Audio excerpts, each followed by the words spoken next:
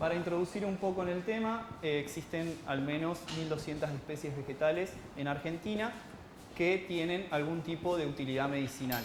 Entre ellas se encuentra el aguaribay, más conocido con su nombre científico como Esquinus mollie. Este es un árbol nativo de la región andino-peruana y está naturalizado en Argentina. Es un árbol de porte mediano a grande, con ramas pendulares, un follaje persistente. Tiene sus hojas son alargadas y aserradas. Sus ramas son imparipinnadas en las hojas y presentan diferentes acciones biológicas estudiadas como antibacteriana, antimicótica, insecticida, antiinflamatoria, antitumoral, entre otras. Otra especie vegetal autóctona es el ñangapirí, que es nativo de la región de Surinam y Guyana y naturalizado en Argentina. Se distribuye entre las provincias de Jujuy, Salta, Tucumán y Catamarca, va desde Misiones hasta Entre Ríos y en el norte de Santa Fe, está bastante distribuido por toda la Argentina. Este árbol es de porte más pequeño, tiene unos entre 3 y 7 metros de altura. Sus hojas, fíjense que son más ovoides, tienen un aspecto más verde opaco que con respecto a las del aguaribay, y también presenta diferentes acciones biológicas estudiadas como diurético, antihipertensivo, antiinflamatorio, entre otros.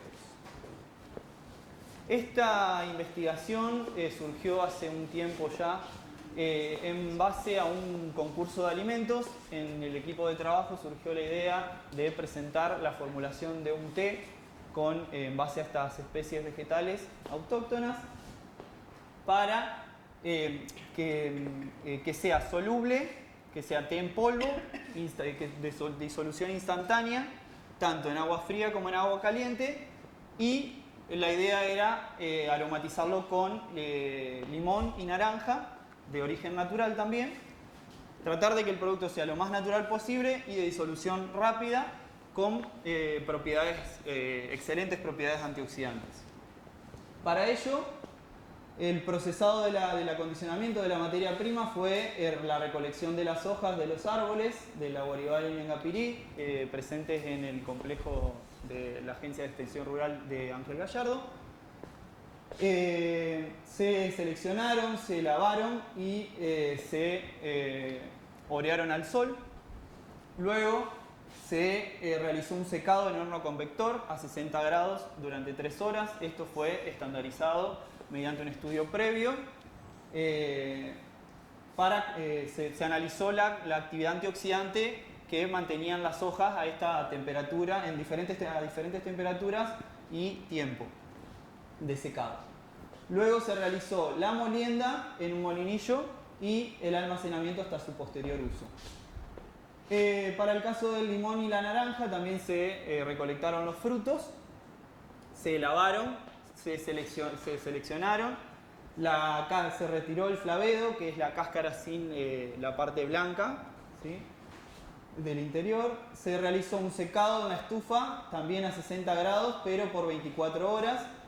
La molienda de la materia prima y el almacenamiento. Finalmente se realizó el proceso del té en polvo, ¿sí?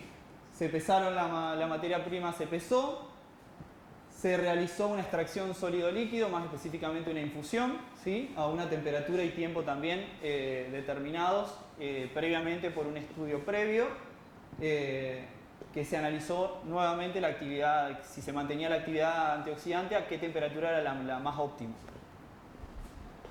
Luego se realizó un filtrado al vacío, posteriormente una concentración de la muestra, ¿sí?, en un evaporador rotatorio, y finalmente un proceso de liofilizado, ¿sí? Para la obtención, aquí tienen el producto, y bueno, este es el envase que le habíamos hecho para el concurso, que le pusimos de nombre Tesaí, que significa saludable en guaraní.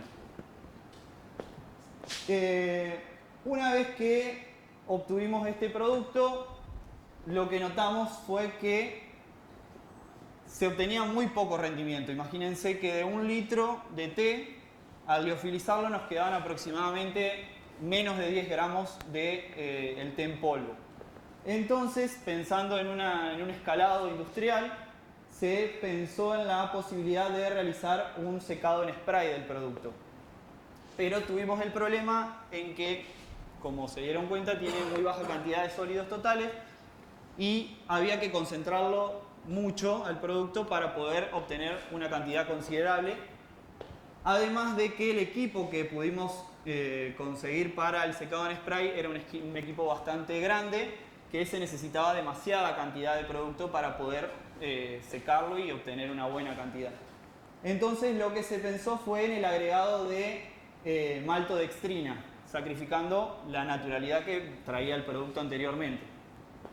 Entonces se probaron diferentes concentraciones de maltodextrina. Fíjense, la concentración mayor fue de 688%, en proporciones de 1,1, 2,1, 3,1 y 4,1 de maltodextrina T, ¿sí? Fíjense que acá tienen los diferentes productos ya disueltos, estos mismos disueltos para que comparen los colores y las concentraciones. Se hizo todo un análisis sensorial y se determinó que la mejor, o sea, la más óptima era la tercera, ¿sí? Posteriormente, pensando en la introducción de un producto innovador que pueda ser versátil y práctico para ser transportado y llevado por cualquier persona en cualquier lugar, se pensó y se formuló una pastilla.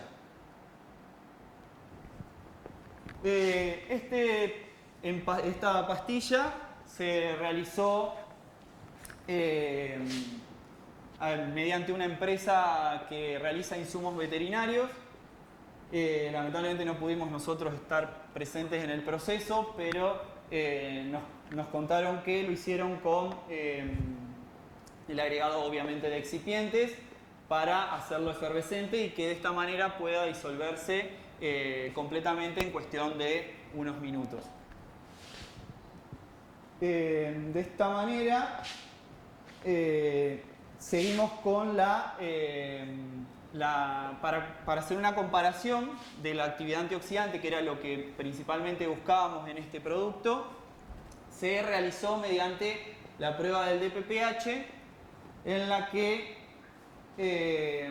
es un radical libre que presenta una coloración morada y al ser neutralizado se pasa al color amarillo, ¿sí? Entonces se realiza mediante un ensayo colorimétrico la determinación en una microplaca y un lector, a través de un lector de microplacas, se lee la absorbancia a 517 nanómetros. Se utiliza como control positivo el ácido ascórbico y a través de una fórmula que relaciona la absorbancia con la actividad antioxidante se pudieron comparar las diferentes muestras de los productos. Lo que obtuvimos fue que, fíjense que tenemos el té liofilizado en rojo, el té secado en spray en azul y el té en pastillas en negro. Lo que podemos observar es que ambos todos mantienen las propiedades antioxidantes. Si bien disminuye un poco más en la pastilla, lógicamente por el tema del procesado que lleva, pero se mantienen bastante bien. Lo que es de destacar es que estos productos, comparados con el control, que es el ácido ascórbico, tienen un IC50, o sea, una concentración inhibitoria 50, mucho menor a la del ácido ascórbico, ¿sí? Que es tomado como un patrón. Esto quiere decir que el té presenta propiedades antioxidantes mayores a las de la vitamina C, que es utilizada como patrón. Bien, con eso no nos quedamos. La investigación continuó y continúa hasta el día de hoy, está en proceso. Lo que planteamos fue realizar la investigación de las especies por separado, ¿sí? Entonces, lo que se hizo fue realizar extractos de las diferentes, tanto del Aguaribay como del Ñangapirí, extracción tipo sólido líquido en un aparato de Soslet, con solventes de diferentes polaridades.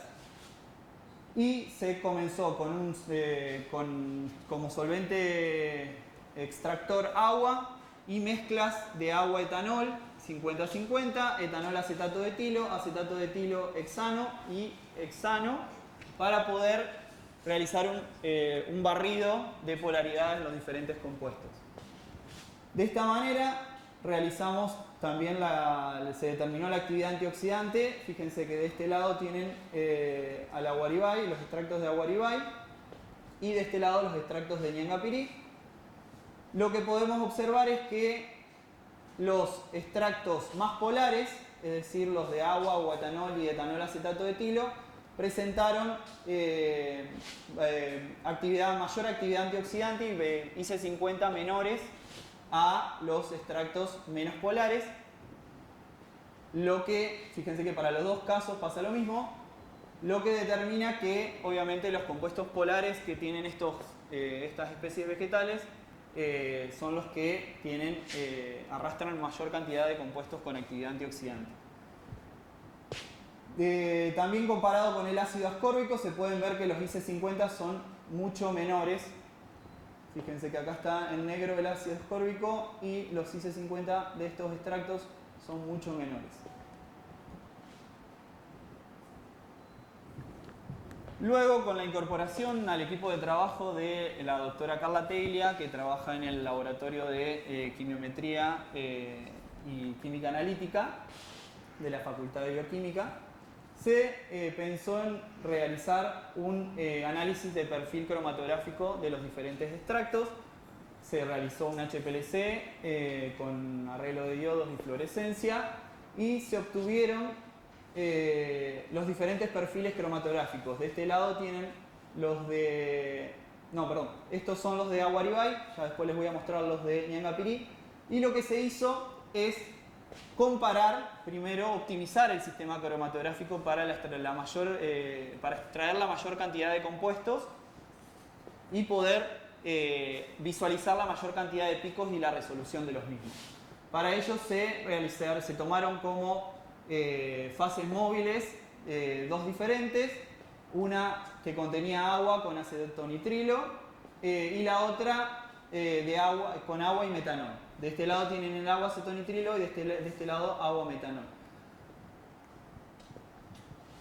Fíjense que los extractos más polares también contienen una mayor cantidad de picos que los menos polares que están acá adelante, y que a medida que aumenta la polaridad del solvente, aumenta también la absorbancia, ¿sí? Tanto para la fase móvil con agua acetonitrilo como con agua metanol. Determinar a grandes rasgos cuál de los dos sistemas fue el más óptimo es bastante difícil porque son muy similares, pero consideramos que para este caso en el Aguaribay, el de agua metanol obtuvo la mayor cantidad de picos y la mejor resolución de los mismos.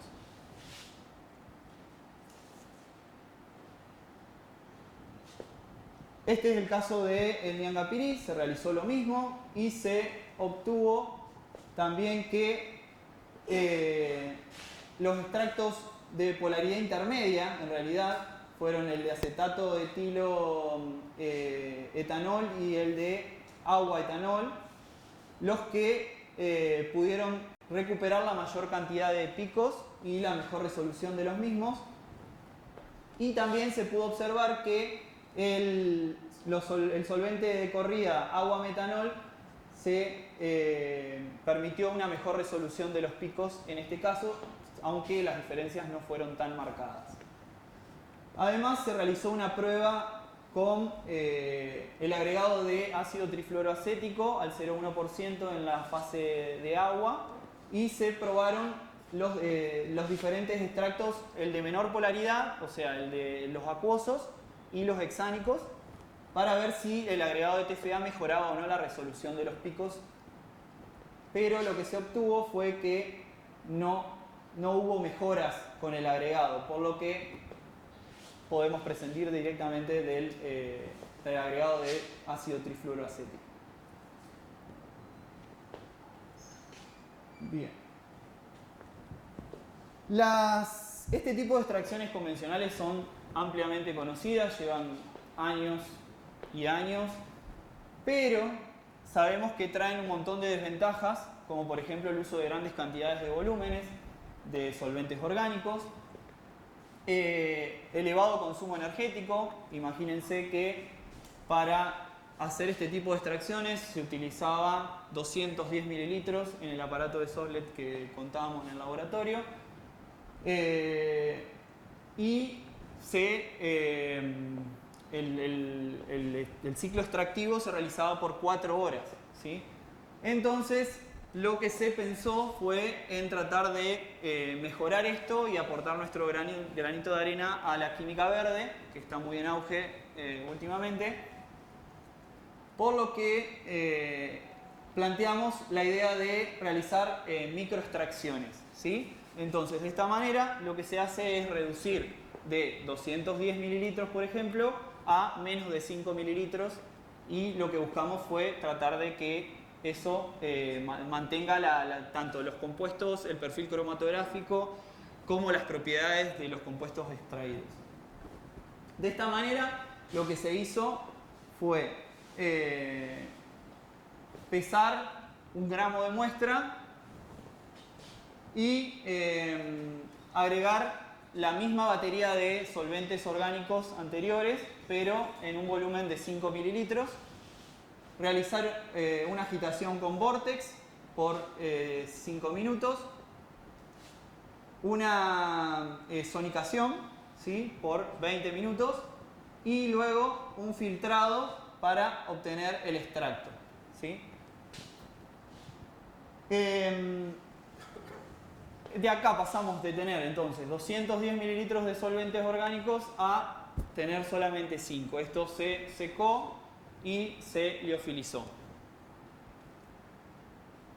Se planteó también, y esto está planteado como a futuro, el reemplazo de los solventes orgánicos por solventes que son naturales. Se llaman NADES, por sus siglas son NADES, se llaman solventes eutécticos naturales, y son la combinación de compuestos, como su nombre lo dice, que están presentes naturalmente en el cuerpo. Por ejemplo, con urea, con ácidos carboxílicos, como el ácido gálico y otros compuestos. Y lo que se busca es tratar de eliminar estos solventes orgánicos, manteniendo la eficiencia y el rendimiento de extracción. Hay otros tipos de técnicas microextractivas, también la microextracción líquido-líquido dispersiva, que es en la que estas eran sólido-líquidos, esta es líquido-líquido. La diferencia es que primero se extrae con un solvente acuoso en general, o etanólico en su defecto, y luego se agregan microlitros de un solvente orgánico para que a través de su coeficiente de reparto se distribuyan los compuestos y se concentren en la muestra. Todas estas son técnicas de pretratamiento de la muestra para poder así reducir el impacto ambiental y todo lo que ello conlleva.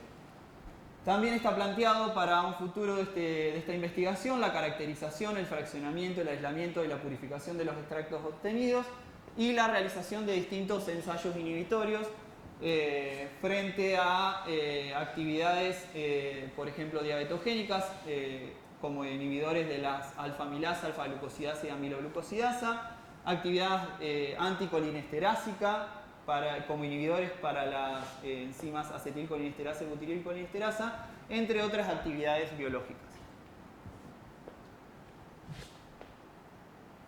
Y finalmente lo que se realizó fue, esto se realizó últimamente porque está en proceso todo este tema de la optimización de las microextracciones y de los procesos extractivos. Se realizó una comparativa de los perfiles de actividad antioxidante, tanto de los solventes, de los extractos realizados con el aparato de Sovlet, con los de las microextracciones, y lo que se obtuvo fue que se mantiene bastante las actividades antioxidantes de los diferentes extractos. Fíjense comparando los extractos acuoso, acuoso etanólico, etanólico acetato de etilo hexánico y hexánico. Son los mismos, pero con menor volumen y mantienen totalmente los mismos compuestos. Lo que se va a realizar posteriormente es un análisis del perfil cromatográfico para ver que se recuperen también la misma cantidad de compuestos. Y también se plantea analizar las diferentes especies vegetales en diferentes épocas del año y analizar también los frutos que estos árboles presentan. Entonces, ¿a dónde apuntamos con todo esto? Como les dije, es un trabajo que está en proceso. Estamos optimizando muchísimos parámetros en los cuales queremos apuntar a obtener compuestos bioactivos, tanto para diferentes actividades biológicas como les expliqué hoy, la diabetes, antidiabetogénicos, anticolinestérásicos, antioxidantes, quelantes, un montón de propiedades. Contribuir con esto a la salud, aportar nuestro granito de arena a la química verde, ¿sí?, que está tan en auge, y darle un valor agregado a estas especies vegetales autóctonas que nuestros ancestros las utilizaban y como que en el tiempo se fue perdiendo todo eso. Así que, bueno, muchas gracias.